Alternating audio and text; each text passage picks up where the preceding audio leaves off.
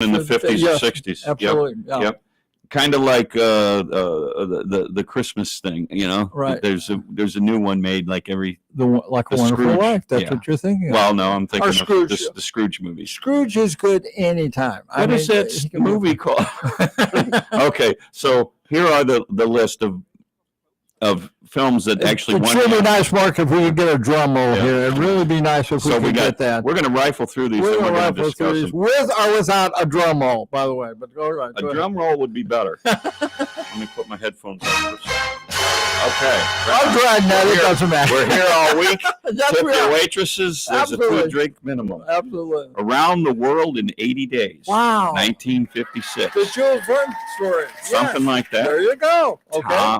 Tom Jones from the 60s. I remember Tom Jones. No, Yeah. we already said Yeah. that. That's the wrong guy. That's the wrong. That's You're the getting wrong- your Tom Joneses Okay, all so mixed Tom up. Jones I'm thinking of is a guy that women would go see him in Vegas and Sure. throw the hotel keys at him. Yeah, and Those- other things, Well, now listen, unmentionables. now just listen. Today, those same women throw their teeth at him Yeah. if he comes on. I'm just telling you, that's what it's. All right, go ahead. All right. Rocky, you're out of your mind. They're out of their minds. Cut me, Mick. I'm going to fight you on that one. Cut me, Mick. I can do it. Cut me, Mick.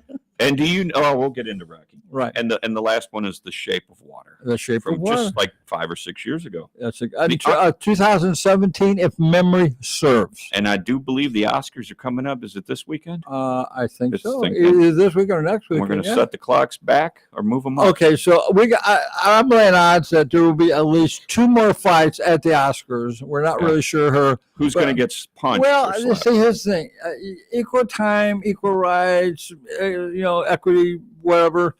They have to have a couple women duke it out on the stage, Yeah. just to be fair about everything. That's what I think. Yeah, ask Will Smith. I think Ask he'd Will be in Smith, Is he absolutely. allowed back in the building? I think he can park cars on the lot. I'm Yeah. not sure. I think that's about the extent that he can do at this point. I'm not really sure, but they pretty much, they took him to Woodshed, which he belonged there. Yeah. But okay. But all right. Okay, so I was a television news anchor in 1998 when this film came out and actually won the Oscar In this country? in this country, Wow. up in the beautiful city of Quincy, Illinois. Is that place still there? It's still there. How be And it? my best friend at the time is still working up there. He's a weatherman at KHQA TV. Wow. He used to work with me at WGEM TV. We were like best buddies. Okay. But he went and saw this movie, Titanic, Mhm. and he said he sat through about the first hour or so, Uh-huh. and some guy, some smarty pants guy in the audience said, "Sink the ship! I can't take it anymore." It's a love story for like, would you just sink the ship? Can you imagine that? A packed house on a Friday Wait a night? minute, let me get opening- this straight. So Sink some- the damn So what ship. you're telling me, some schmuck in the audience yells out the screen, sink the ship. Yeah. Like we didn't know where the movie was going, right? And then Rich asks me, "Are you going to go see it?" I said, "No, I'm not going to go see it now. With that seal of approval, who would? I just don't see the attraction for Leonardo DiCaprio." Well, how about money? Could money? Well, I mean, back then he Yeah. was still a nobody. He had been in Romeo and Juliet. What's eating? What was he? 12 when he made the movie? Something like yeah, that. I mean, Yeah. so before then he was getting lunch money, and then all of a sudden it's like, I actually get paid for doing this. Yes, you do, and your agent gets about 15%, and then Uncle Sam gets another 50. So don't start spending your money. Yeah. Save it. Now, that's what I heard somebody told him. So it makes sense. So the only thing I knew about it was I used to watch the Oscars every year. I mean, I was faithful. It was like the World Series to me, as a Sure. filmmaker. Absolutely. And The Holy Grail, as it were. Yeah. believe me, I was sitting on my couch when that show started, and I'm watching, and it leads up to the best picture, and I think best director. I think James Cameron won for both. He did. So he gets up there and he throws his arms up in the air with his Oscar, and he says, "I'm the king of the world." Yeah. I didn't know that was a line from the movie. You know what? I thought this guy's crazy. Now remember, Yeah. when he and I'm sorry, I can't remember the female lead, but she was in the front. Kate Winslet. Kate Winslet. When he and Kate were in the front of the bottom of the ship, Right. that's when he said that. Well, I know that now. Well, of course, because I I just didn't told you. know it at the time in 1998. Okay. Okay, I'm sorry. Go ahead. No, that's all right. So I it's a long film, and I do believe it won 11 Oscars. Yeah. I mean, you just don't see movies that win 11 Oscars. Cinematography, set design, I think was one. I think another one was. Well, like Here we go. You ready? Yeah, go right ahead. Best Picture. Yep. Oscar winner.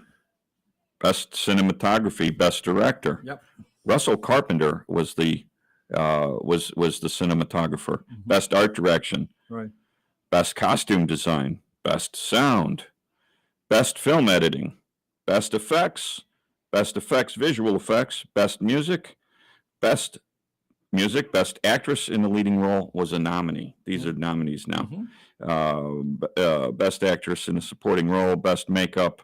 And Best Sinking Ship. It didn't even win the Best Sinking Ship in a movie that year. See, here, let me tell you And something. that's a joke, by the way. Well, of course it's a joke, but there was some controversy about exactly what. I mean, the ship was built as the unsinkable ship. Yeah. To me, that's the kiss of death. Why jinx yourself? Why say something's unsinkable when you're getting ready to go across the ocean? Well, so they must have thought, because they later discovered they didn't have nearly enough lifeboats to accommodate everybody on the ship.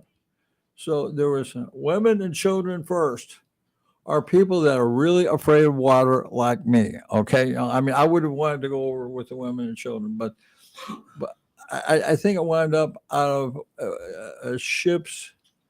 I think the total amount of passengers, it was something like 1,700, and I think there was like 440 survivors. So it was under 500, but 2/3 of the yeah. And I do believe the Leonardo DiCaprio character was created. Yeah. But Kate Winslet's character was a real person. Absolutely. Right? Now, the only thing I think that was also contrived or kind of conceived was that the Blue Diamond. Remember the Blue Diamond? Sure. I never saw the whole thing. I saw bits and pieces of it. Blue Diamonds are very rare, by the way. I just thought that. Yeah. But I'll tell you what, I did see the ending. I watched about the last half hour about 20 years ago. Right. And it had the most heart-wrenching ending where the lady gets up on the ship, Right. 50, 60, 70 years later or whatever it was. Right. And I think she drops her locket down. Yep. And then they follow the locket. That's exactly. And then they go back to the scene. That was kind of it was breathtaking. Very beautiful. Flashbacks. Yeah. I mean, it was a retrospective kind of thing. It was a great tribute to the people that really died on the ship. Well, and it was so unfortunate that, I think as a result of that, there was any number of investigations, and the maritime law became that you had to have X amount of not only lifeboats, but of course life jackets, and they were short on both on that fateful night. So yeah. So let's give our votes on the record here. Should it have won the Oscar in 1998? I do not think so. I'm on the fence. I can't say one way or another. I would say it deserved Oscars, but I think they spent a lot of money. They got a lot of bang for their buck. But there was, if you think about the films that were nominated that didn't make it, I don't know. It just seems to me like it was. I want to say Jerry Maguire was that year. Jerry Maguire was that year, and I mean, everybody in the world says, "Show me the money." Right. Even if it's counterfeit, show me the money. You had me at hello. You had me at hello. I know those two lines. I've never even seen Jerry Maguire. I've seen parts of it. Well, what I'm saying is it's become part of Americana. And now, can we say that same thing about Titanic? I don't think so. So I'm not, just a thought. Yeah. Well, it was well done. It was. And I would say it's worth seeing. Absolutely worth seeing. It is. Does it deserve the Oscar? I don't know. Right. I got to think a little bit more about it. If you're going to go fishing or skiing, or make sure you wear a life jacket. That was what came out of that movie. But go ahead. Yeah. Okay. So we've got another film here. We're going to roll back the clock to 1956, I do believe. Yep. Okay. They gave me the wrong one here. Keep talking, brother. Well, I pulled up the wrong Around the World in 80 Days. Well, that was based on the Jules Verne original book way back, I guess, in the late 1800s. Yeah, David Niven was in this. And David Niven was in that.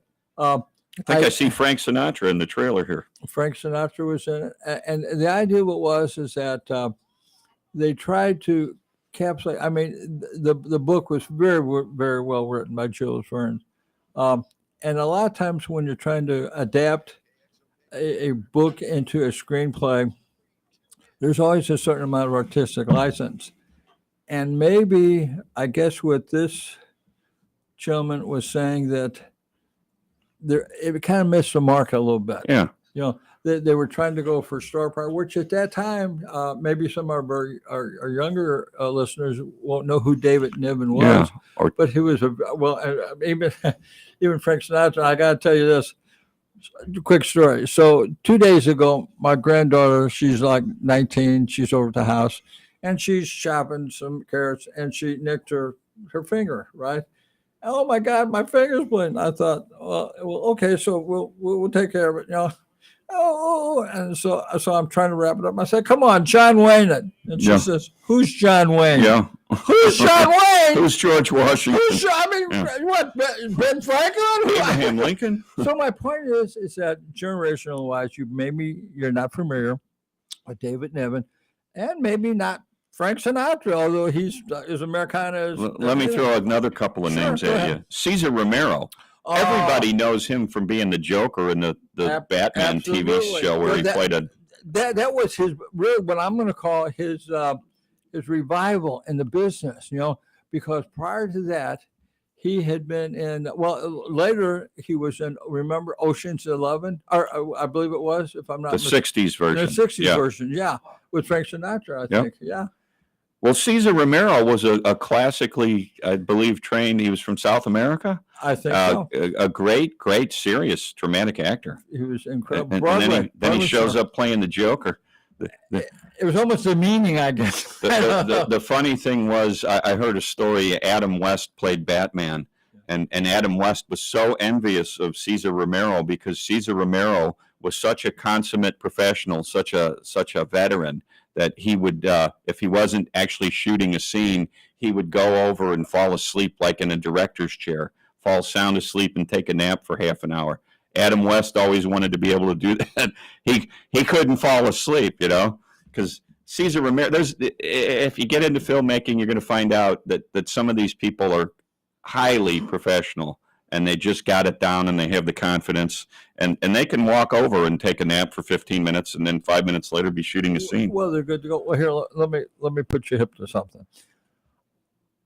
Thank God I have made it past 70. And people say, what's the biggest thing in your life right now? I go, naps. Yeah. Because naps helps get you through the day. Yeah.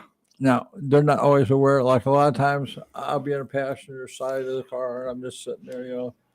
Stace, what? Stace, huh? Were you sleeping? Yeah. Yes, I was. Yeah. What the hell did you bother? Yeah. Well, as long as you're not driving the car across country like no. Clark W. Griswold going through Phoenix. That would be bad, as my old boss would planes, say. trains, and automobiles. That's what you're talking about. No, I'm talking about vacation. I know vacation too. Yeah. But planes, trains, and automobiles. Remember when John Candy's trying to get his coat off? Sure. I love that. You know, I've done that before. You know, I could have worked on that film. absolutely. I would have been typecast. I turned it down. I was a student at Webster U. I come in one day. I'm a newspaper reporter, and I see a sign on the door of the newspaper office. It says, "Looking for production assistants. Must work for free on this movie, Planes, Trains, and Automobiles." And I thought, that sounds really stupid. I'm not going to waste my time on Another it. great career decision. Yeah. By John. We all Candy. make mistakes. Right. Well, Little did I know it was right. John Hughes, Steve Martin, Right.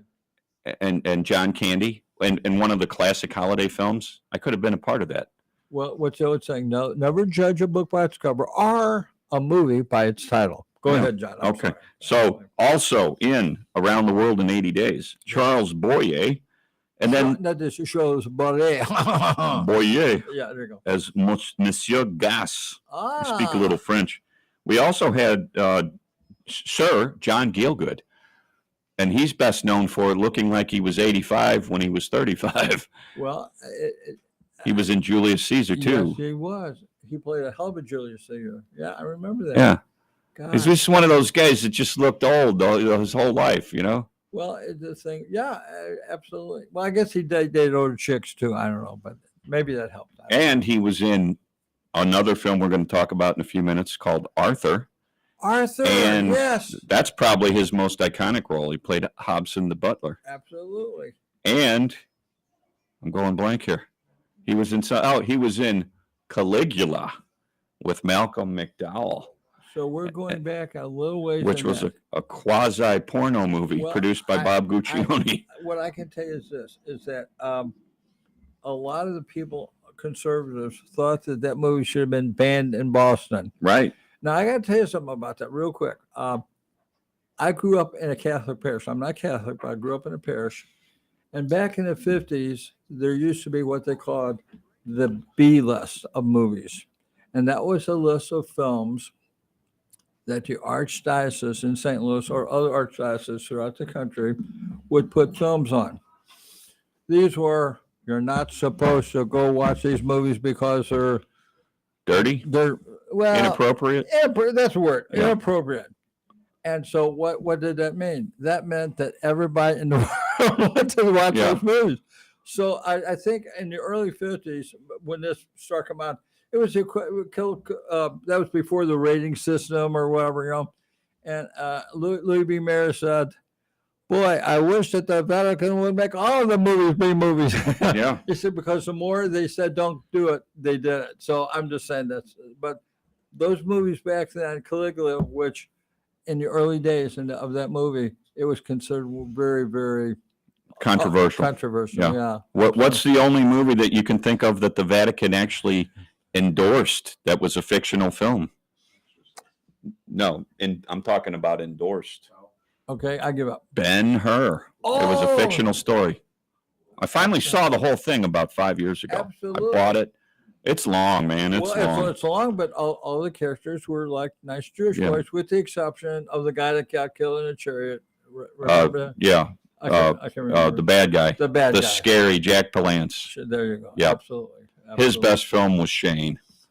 Hands down. Yes. He wasn't in it much, but when he was in it, he was good. Well, now let's not forget the last film he was in, I guess, was those City Slicker movies. he was the City Slicker movies, you know. He won an Oscar for Best Supporting Actor.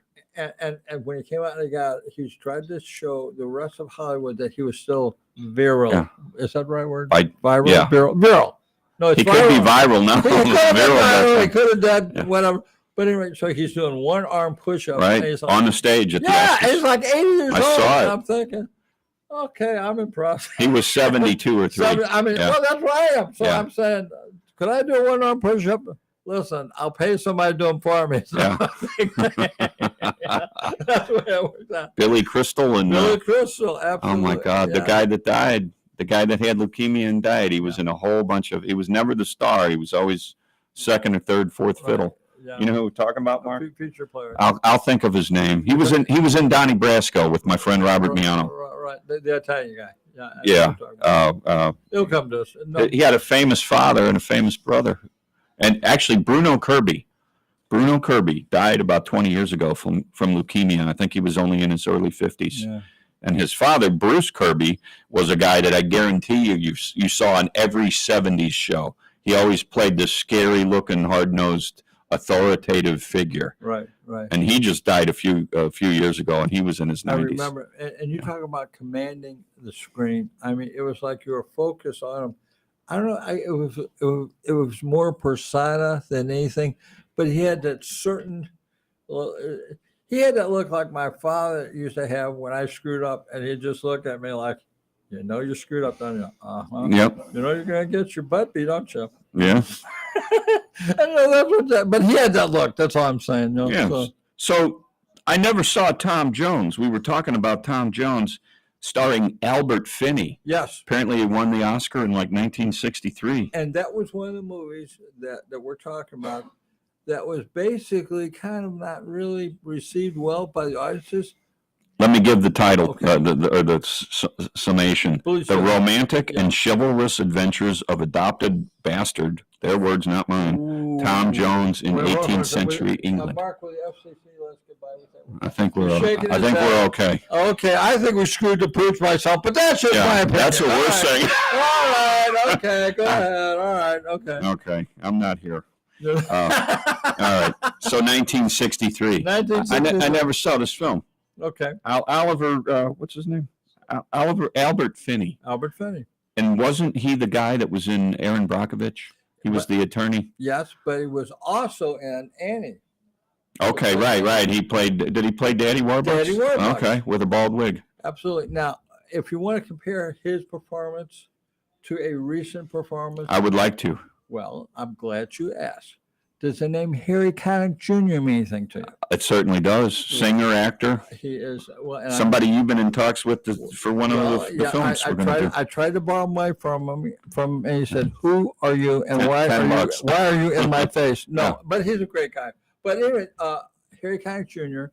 played Daddy Warbucks in I believe it was a NBC version of Daddy Warbucks or of Annie. But he played that character in December, and he danced, he sang, and he's just an incredible guy. I actually met him in December of 2019 in New York. You told in me. New York. I did. He was doing a performance of a tribute to I think it was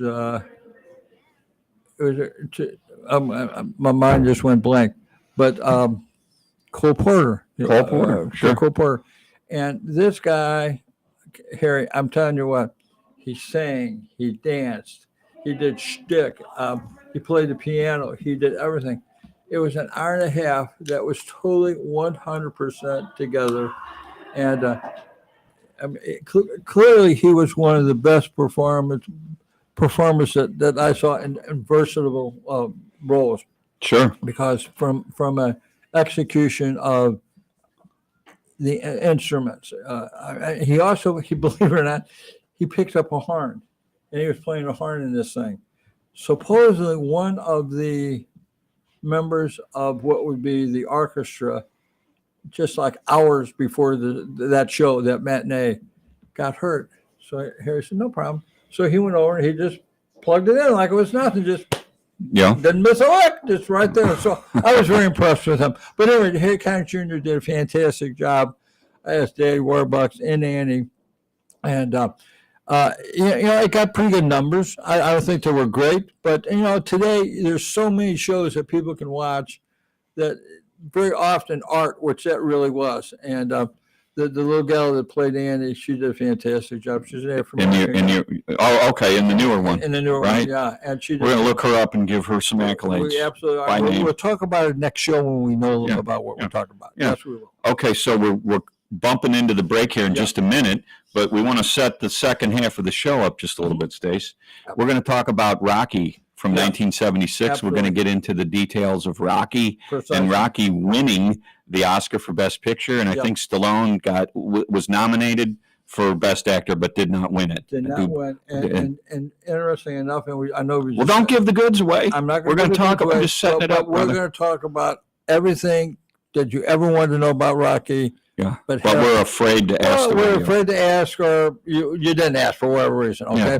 But anyway, we want to thank everybody for listening to our first half hour. Encourage you to stick around for the rest of the show. Movies and more. And for movies and more on KXOK 102.9.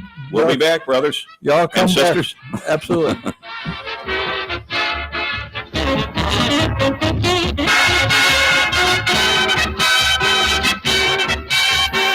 Do you want to become a radio show host, or do you want to create a radio show? Well, Dr. Stan Fine can help you to have your own radio show and put you on 100 cities daily across the U.S. And you can immediately start recording from a live radio studio. As a radio industry veteran, Dr. Stan Fine has 12 years of experience and has produced and hosted over 1,000 radio shows with over 10 million listeners. Dr. Stan Fine knows how to make this happen for you. He's a pro, and he can turn your dreams into a reality. Dr. Stan Fine will help you with everything from learning how to promote your show, develop a host persona, interview techniques, market your show on social media, teach you how to get guests and sponsors, and more. Dr. Stan Fine can put you on the air nationwide daily to 100 cities. If you're interested in making your dream come true, if you want to see how it all works, then give Dr. Stan Fine a call at 314-710-8413. That's 314-710-8413. You've got nothing to lose, and Dr. Stan Fine can help make your nationwide radio dreams come true. If you're looking for a new, informative health and lifestyle show to gain knowledge and inspiration to help guide your journey to think, work, and live more powerfully, then you need to listen to Sage Advice with Melissa. It's live each Thursday from 10 to 11. Now, whether you're trying to improve your life from a mental, physical, or spiritual journey, Sage Advice with Melissa Coleman, CEO of Sage Skincare, delivers weekly advice from industry experts to provide you with insightful suggestions to allow you to thrive with a better quality of life. Melissa's mission? To guide you through the uncharted waters of health and wellness and to give you a voice to help improve your life. So be sure to tune in to Melissa on KWRH 92.9 FM every Thursday at 10 a.m. You'll be glad you did.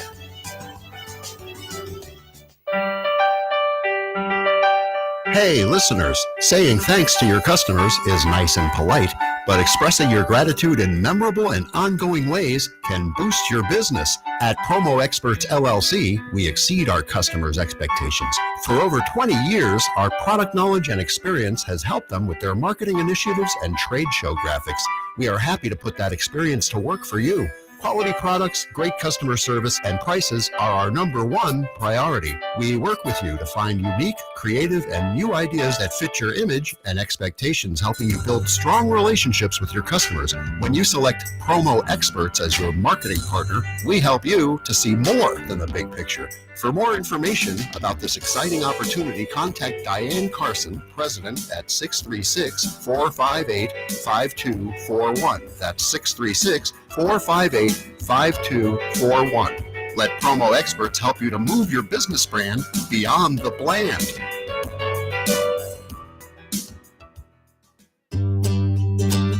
Have you always wanted to write your own book but don't know where to start?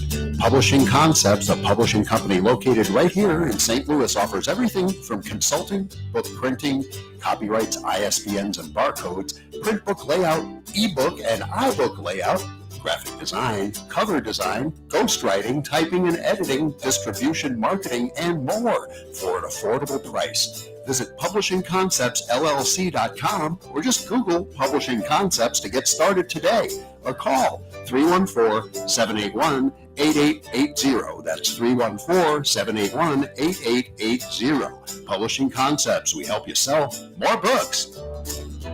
In today's economy, there are more people looking to buy and sell businesses than ever before. When a company owner needs to sell their business, they can't just stick a for sale sign in the window. They need the assistance of a business broker to locate and vet potential buyers. On the other side, buyers rely on the broker to help facilitate the process of evaluating potential businesses and franchises for sale. A Transworld Business Advisor is the solution for both scenarios. Transworld Business Advisors focus on three core concepts: business brokerage, franchise consulting, and franchise development. Transworld has specialized in the sale of business and commercial real estate. Today, Transworld Business Advisors is a global network of brokers offering a turnkey solution for those that want to build a solid business and future for themselves while maintaining a balanced quality of life. With our comprehensive training program, full marketing support, and local field support, you won't have to start from scratch. Our trained experts and members will help you every step of the way. Transworld Business Advisors has 40 plus years of experience, 10,000 plus businesses sold, and 600 plus brokers, 250 offices worldwide. For a free initial consultation, call Charlie Scarlett, business broker, or Billy Rowland, business broker, at 636-400-6100. Again, that's Charlie Scarlett, business broker, or Billy Rowland, business broker, at 636-400-6100.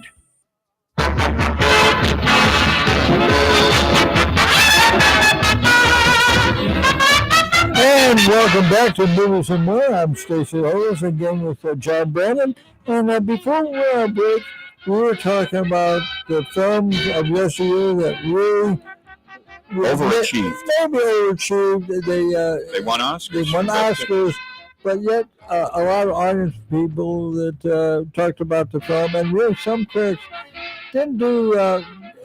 They weren't quite as happy with it as the Oscars were. Is what I'm saying. They didn't stand the test of Did time. not stand the test of time. So anyway, Movies you really don't find yourself watching 50, Absolutely. 60 years later. absolutely. So we're gonna slide Rocky in here. Sure. So let's get this out of the way. Please- Adrian, yeah. Cut me, Mick. Cut me, Mick. I can't see nothing, Mick. Cut my eye. Now here's a little trivia Okay. for all of our folks out there that do play trivia. Yep. What was the real name of the character Mick? Mickey Goldmill or Goldsmith.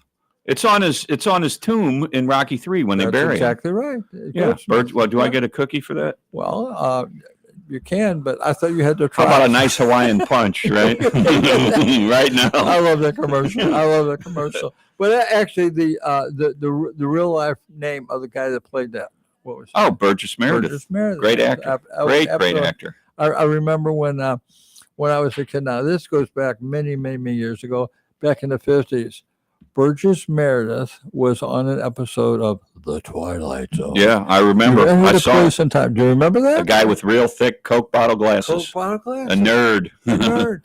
There you go. I'm sorry, but anyway, I regress. But All go right, ahead, John. yeah. I'm sorry. Go ahead. Okay. So Stallone stars in Rocky. Yes.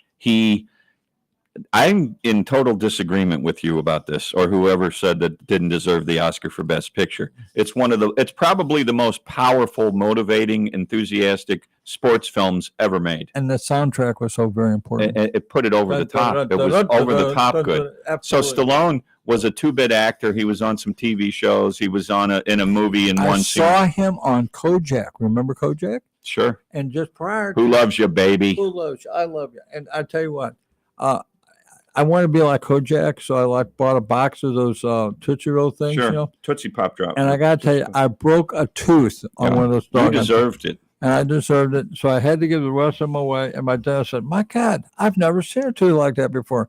I said, "Well, you can thank Telly Savalas, Kojak for that." He Yeah. said, "Well, why?" I said, "Well, I started doing the thing." He said, he said, "Those things are really hard." I said, "Yeah, I guess you get a lot of business for that." Hey, we're talking about Rocky over there. You're talking about lollipops. So Stallone writes this movie.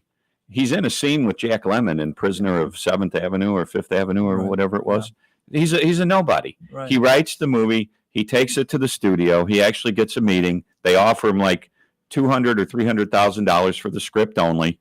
And they said, absolutely, positively, you ain't playing Rocky. Well, by the script, he was completely dirt poor. Right. And he held out. They wanted, this is going to blow your mind, everybody. You know, the 2 actors they wanted to play Rocky. Could you imagine this? No. Burt Reynolds Oh, and Ryan O'Neal. I mean, You got to be kidding me. to your point, you got to understand that was Sylvester Stallone. It was He was a screenwriter. Yeah. He wrote the screenplay. And what became kind of controversial about that was that he built this characterization actually on the heels of an actor of the actor that he's wanting to portray the Who was character. it? if you Who will. was it? Well, I'm getting ready to tell you. You probably never heard of this guy. If you ever went into federal court in the New York Eastern District, you Yeah. would have, because he sued Sylvester Stallone for taking his story Oh, that he had basically pitched to Rocky about this. What it is, this is a comeback story. This is a guy that comes from absolutely nowhere, that rises, that has this wonderful shot at the championship or whatever. But the rest of the character was really based upon this real life boxer that actually wound up suing him. Now, can we say his name? I would prefer not, because Okay. it's still litigation. He may sue us. He may sue us. I don't want to. We don't need that. We don't need that I kind of don't stuff. need that. But the thing of it is that, and see, that's one of the things that you have to be so careful from a legal perspective, that plagiarism, I guess, is something everybody looks at. I'm reminded of a few years ago, the film, Twister. I think we talked about that. Yeah. There's a guy here in the St. Louis area that had written a similar screenplay. And so he sues the producers of Twister. And they actually, the producers came back to St. Louis to try the case. And Federal Eastern District of Missouri here in St. Louis. Yeah.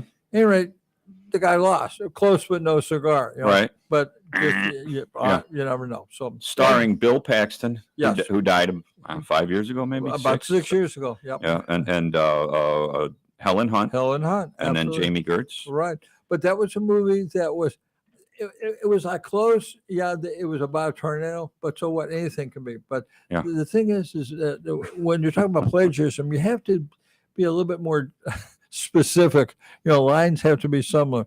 Now, there's been many cases where people got ripped off, and I'm thinking of a guy named Buchholz. He wrote the original film Coming to America, the original Sure. screenplay. And Really so- good. I and- saw it when it came out. and somehow Eddie Murphy wound up with the script, but Mr. Buchholz, they were just about to the point to where they were ready to go to trial, and then they quick sell it out of court, Imagine as they that. say. Imagine that. So maybe there was a little bit to that. Mr. Buchholz had a good case, is what I'm saying. I'm Okay. sorry, John. Go ahead. Let's move on here. By all means. So we're talking about the last film that won an Oscar that we kind of disagree with, or at least Yeah. the people on the internet disagree Right. with. Imagine that, somebody disagreeing with something on the internet. How I dare can't they? envision What are that. they The thinking? Shape of Water won an Oscar for Best Picture. Here's what Yeah. it's about. Okay. At a top secret research facility in the 1960s, a lonely janitor forms a unique relationship with an amphibious creature that is being held in captivity. I would imagine Wow. it has something to do with water. You would Yeah. think it would. Yeah, aquatic. Huh. Yeah. So are we saying that this was like an alien type of creature, or do we? I honestly didn't see you it. know what? I didn't. I don't want either. to try to, But it won an Academy Award nonetheless. and we're gonna end it there. Sally Hawkins, Octavia Spencer, and Michael Shannon are the stars of The See? Shape of Water. Absolutely. Okay, I want to talk about something that I mentioned a few minutes By ago. all means. And our transition was Sir John Gielgud, who looked Yep. 85 when he Yes. was 27. Total English gentleman. Yeah, but he absolutely.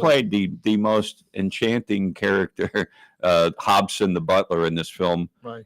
called Arthur, which came out in 1982. Dudley Moore. Yeah, took my girlfriend to see it. Yep. The commercials came on, and it just looked so funny. Okay, and we had to go see it, and then we had to go see it again, and then we had to go see it again. Dudley Moore that's one of the, not just the best performance in 1982 as an actor, it's one of the greatest performances ever I'd have And- to totally agree. of any character in any film that Yeah. I've ever seen. Yeah. Dudley Moore, he was born to play Arthur. Okay. Well, I might give you this little anecdote, as we say. In that film, the Dudley Moore character kind of drank a little bit. He was. I noticed that. Well, I mean, to excess, yeah, probably. One of the great laughs of any film. There aren't a whole lot of classic laughs. No, but he had That was that one laugh of them. down pat. So the point is that what we didn't find out until sometime later was that Dudley actually, I mean, really in real life had a little bit of a drinking problem. Yeah. And it would probably cost him his career, and he died way too young Well- because of alcoholism.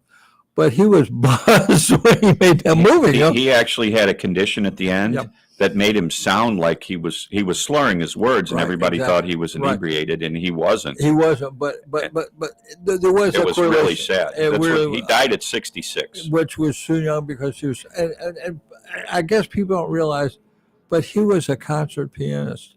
I mean, he He plays it in the film. I mean, but that's actually him. That's not Right. dubbed or anything. Yeah. So he was just a great character. They didn't and, fudge it. and, So- and I mean, and you think about, and just to regress just a little bit. Remember 10, the movie 10? Yes. Okay. 3 years earlier Absolutely, 3 years with earlier. Bo Derek And- walking down the beach I mean, and you talk about with the cornrows. you talk about contrasting characters or whatever. Yeah. I mean, Dudley said, "My God, could I even think about having a shot with her? Nah, but I'm gonna try anyway." It was R-rated. It was See, R-rated, It's absolutely. full frontal nudity, I think, in Well, one scene. well, And we snuck into it. You I- didn't hear that, though. Don't tell my mom. no, absolutely no. I would never sneak into a So- show again. In regards to injustices, Yes. so-called injustices, Yes. Dudley Moore has a best actor Oscar nomination. that just happens to be the year that Henry Fonda is dying of cancer, and he was in On Golden Pond Right. with his daughter Jane Fonda Yeah. and Dabney Coleman, Yeah. and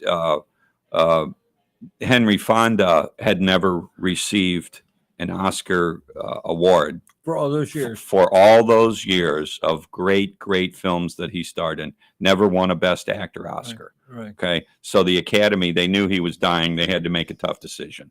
They should have gave him a Lifetime Achievement Award, in my opinion. They gave him the Oscar for Best Actor. I just, to this day, it still bothers me thinking of Dudley Moore getting snubbed.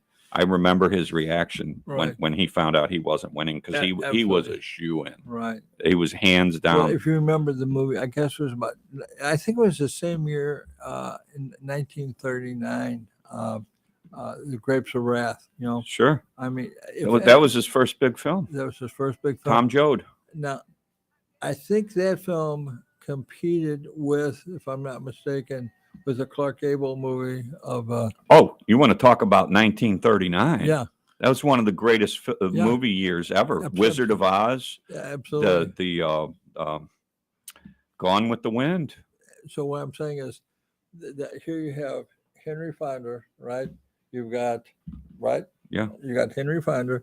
You've got Clark Gable. Gable, right? And then we go over, and then we're talking about Judy Garland. Yeah. And they're all. I mean, God, it's like which one of your kids And, do you like? and the one of most? those movies was in color, like Absolutely. way before its time. Absolutely. 25 years before Well, its time. I believe, if I'm not mistaken, that was The Wizard of Oz. Wizard of Oz. And you right. know what? The crazy thing about The Wizard of Oz, it always scared me because I started watching it when I was a kid, and the flying monkeys terrified me. Okay, I couldn't watch the movie right, until I was like 15. right. But that movie is not that long. No, It's only like 95 minutes or 100 minutes. It's Absolutely. not that long. It seems Absolutely. way longer with Well, everything Dorothy so goes now through. we're getting hung up again on tornadoes. We seem to be going in that direction. And what would you hear? You just heard the siren go off. Yeah. It's an omen. And if you notice, the beginning and the ending is in black and white. Yes. And then when she dreams, the dream, it's vivid. becomes It's in color. Which really, I tell you what, from a cinematography perspective, that was groundbreaking at that time. It was just incredible. Yeah. Yeah. Talking about incredible films, The Godfather. Yes. I want to ask you a quick question about two films. Sure. Okay. And we discussed this one Absolutely. time earlier on Movies and More with John and Stacy. Mhm. The Godfather. Who's the main character of the doggone Godfather? Well, we've been talking about this now for some time. I don't know that we've resolved that issue yet, We may but come we to will blows. try to do it today We on the may air. come to Okay. blows, yes. Now, here's the thing: the movie The Godfather. So naturally, you think of Don Corleone, and you'll, okay. But if you think about it, and what you said earlier before we went on the air, John, really made a lot of sense. This was actually a story about the making of The Godfather. Hold it right there. Everybody thinks Marlon Brando is the Godfather, the title character. He's on the poster He is. because he was famous. Nobody knew But it's who Al Michael Pacino was, Corleone. but you were just saying it. Absolutely. It's Absolutely. the story of the making of a How Godfather. he evolved from You can- this college kid to Marine. Win some money and some bars on some bets on that one. Absolutely. Yeah.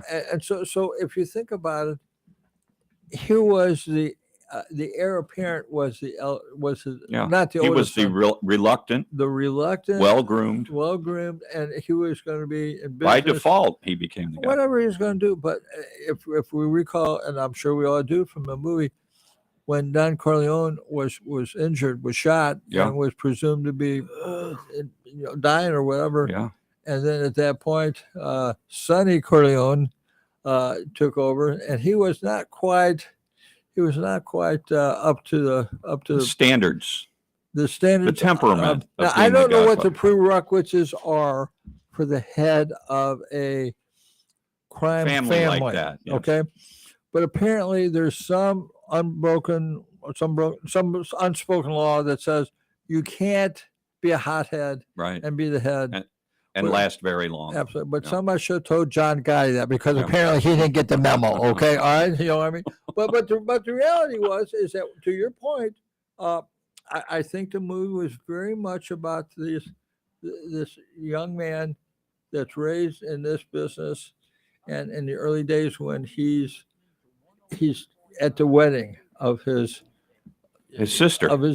Sister Connie, who married the Putz, the wife beater or whatever. Yeah. Okay, Johnny Russo, Carlo, and so the Carlos, and the reality is that every family has got issues, whether it's spousal abuse or maybe you got a couple $1 million in an illegal operation. I mean, everybody's got that, right? No, it was the olive oil business. It's the olive oil business, which I don't know that we bought olive oil from that company per se, but we bought a lot of olive oil when I was growing up. That's another thing. Stay away from the oranges. Stay away from the oranges, because if you eat oranges and drink olive oil, well, you're not going to be right for about 2 weeks. I'm just telling you, it's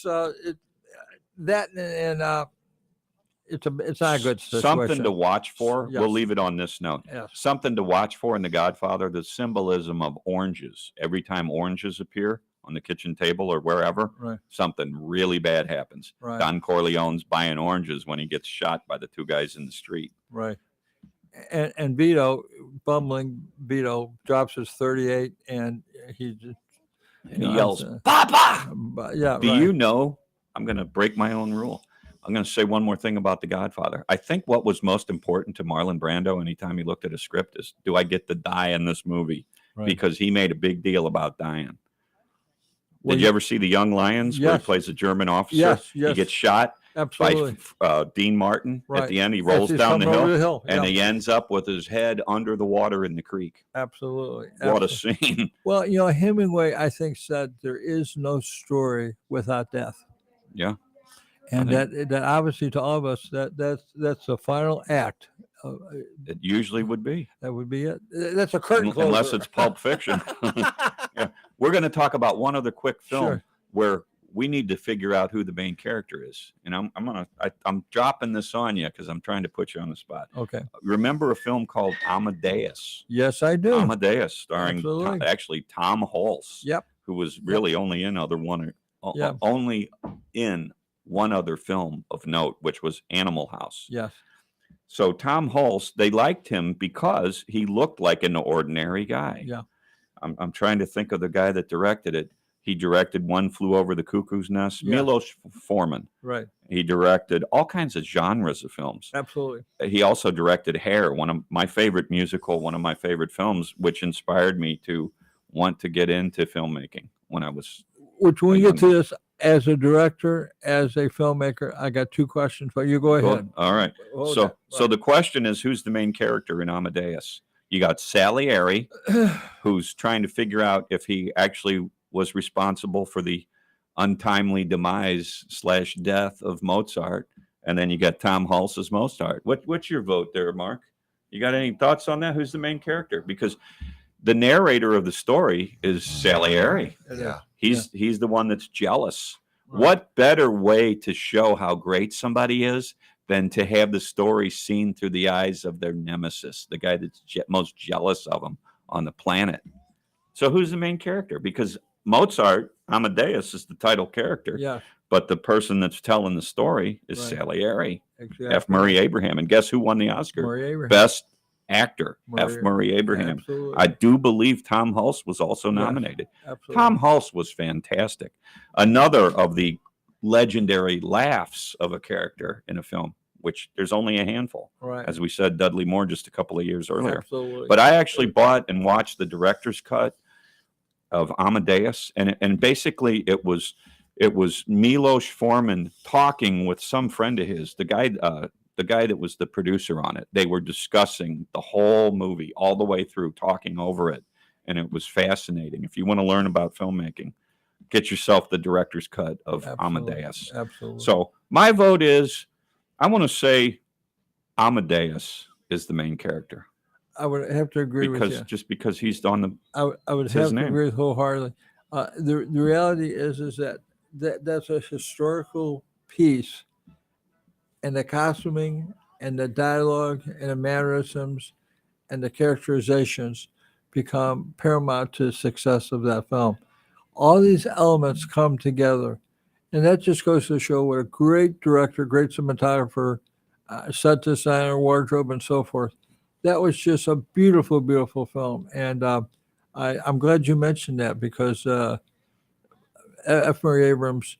I think prior to that, he had been nominated for Serpico, if you remember Serpico, Sure. with Al Pacino. You're talking about Scarface, Serpico. 1980. Serpico.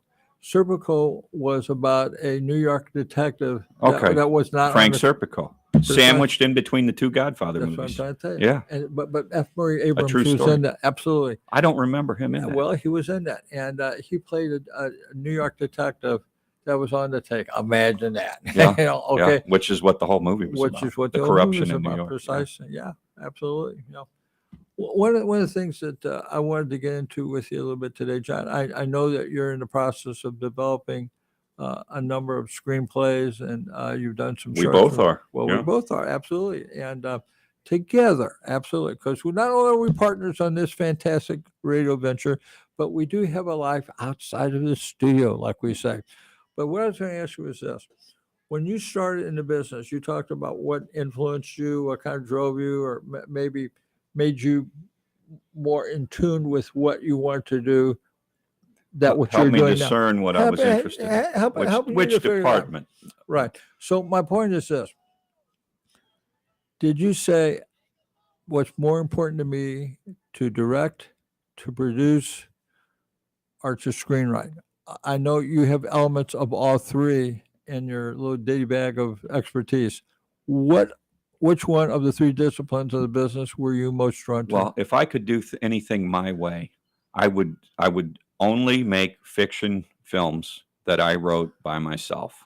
See. When you co-write with somebody, you got all the potential entanglements, and what if we have a falling out? I had and a this and marriage that. like that. Yeah. I digress, but go ahead. So Yeah. unless there's a really, really strong reason to co-write a film, I'll stick to fiction every time. Fiction is unlimited. You can never get, well, I can't say never, but it's a lot harder You to get got in a trouble. license to really go someplace. Somebody could Right. accuse you of taking their idea, I but got if you don't have a partner, you can't have a partner. That's going to cause you a hang up. Right. And it's not about trying to snub the other guy. It's about just having 100% ownership of your own story. Right. And then guess what? I want to direct the films that I write. Okay. Mhm. I don't really have a huge interest in directing other stories that other people write, unless it's something that really grabs me. And that's probably my big difference between me and Stanley Kubrick, who's my hero. Stanley Kubrick took his time making movies. He made like 10 or 12 films in 40 years. So like every 5 years he made a film. Okay. And he always read a book. He would read book after book after book each year. And then the light would go off and he'd say, you know what? That's a film, but he had to rewrite it. But he never had an original idea from scratch. Well, to your point, I often talk about my late cousin Larry Hovis, which Who was on Hogan's Heroes? right. He was Carter. He was Sure. absolutely car. Well, what a lot of people don't know about Larry's background, he started out really in the business as a stage actor. At least that was where he And a singer. and a singer. Absolutely, oh, he was an incredible singer. In fact, he and his sister won the Arthur Godfrey talent competition on radio back Nice. in the 50s, and then right after that, then he got drafted and he went to the Air Force. But as he got into the business, he produced game shows, which we've talked about that. But he also, on the side, wrote screenplays. And he said that probably one of the most frustrating things, you're talking about having other people involved in your process or whatever. He would pitch a screenplay to a producer or producers, plural, and they say, "Oh yeah, we love it," and then they pay him X amount, and Yeah. then as part of the purchase agreement contract, he would be barred from the set. Right. They didn't want him anywhere No around. creative control. Absolutely not. He relinquished every single Right. connection Yeah. to that, legally or otherwise. And invariably, what they do is that they'd take this beautiful 95-page script and they'd start butchering it up. And by the time they got done with it, it was like, what the hell did they pay me for? Yeah, If they changed 100 degrees, why did they pay me this money? sure. But that's too many hands in the kitchen or too many hands in the pot or whatever. Right? I heard a famous screenwriter describe Hollywood as a big 25-foot wall. You throw a script over, most of the time nothing comes back. Right. Sometimes they throw the script back, and sometimes you throw the script over and they throw you a bag of money. Well, that's exactly what it comes down to. But no, I just my cousin's what would have been his I think 78th birthday is coming up here in a couple of days. So I just want to make the mention about him. He was a tremendous. We talk about influences. He died way too young. 20 years he ago. died of throat cancer, and God rest his soul. I love the guy. He and Pat McCormick, who was his drinking buddy for a lot of years, he helped me out too. As we go forward, John and I are involved in a couple of projects, and we've got one project that we hope to get off the ground very, very soon. It's a game show, which we'll be talking more about that on our next broadcast. And We got about a minute. we got about a minute to go. We want to give some credit to a guy that actually came up with this game show. He is a retired St. Louis firefighter. Yep. Joel Allred. And we A captain. we refer to him affectionately, and he's known as the captain. And he came up with this game show called Silly Bulls, which is kind of a takeoff on syllables. Right. And it's a fantastic game show. We're looking forward to producing that. Making Absolutely. And Marketing it. marketing. And where we're going to be shooting or actually taping the show is out at Westport at the Westport Plaza Hotel, which Very, very likely. very, very likely. And Lenny Mink, who is the owner of that operation, is kind enough to work with us. So Great guy. we're going to say hi to those people, and we're really looking forward to doing some good stuff. But as always, we thank you all for listening to our show, and we want to have a good show next week. I'm sorry, some guests we had today couldn't make it, but they will be here next week. So. We're out of here. Thank you very much for listening to Movies and More. And remember, don't forget to take your mama to church this Sunday.